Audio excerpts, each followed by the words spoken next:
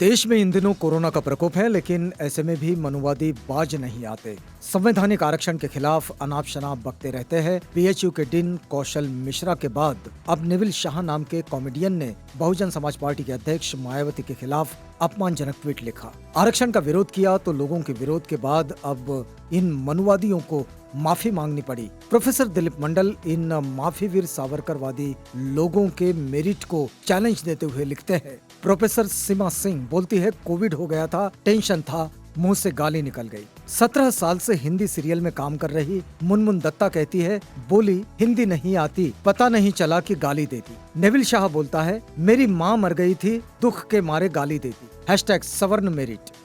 वही नेविल शाह इस जातिवादी ब्राह्मण के समर्थन में आए कॉमेडियन कुणाल कामरा को प्रोफेसर दिलीप मंडल ने कटघरे में खड़ा किया। उन्होंने लिखा, तुमसे नहीं हो पाएगा कुणाल। मोदी पर जोक बनाना आसान है क्योंकि मोदी को तुम्हारे चुटकुले से कोई फर्क नहीं पड़ता।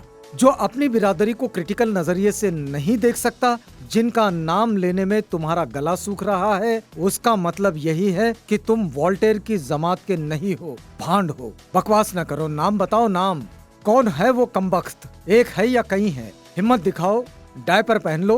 ट्रम्प, पुतिन, नरेंद्र मोदी और अमित शाह का हर रोज मजाक उड़ाने वाला आदमी अपनी बिरादरी के एक बंदे का नाम नहीं ले पा रहा है, इसे कहते हैं डर।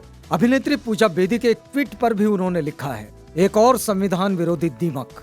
पहले इनके अज्ञान को झेलो, फिर समझाओ कि आप गलत कर रही हो। आपको संविधान और राष्ट्र की कोई समझ नहीं है, फिर ये समझेंगे, डिलीट करेंगे, माफी मांगेंगे।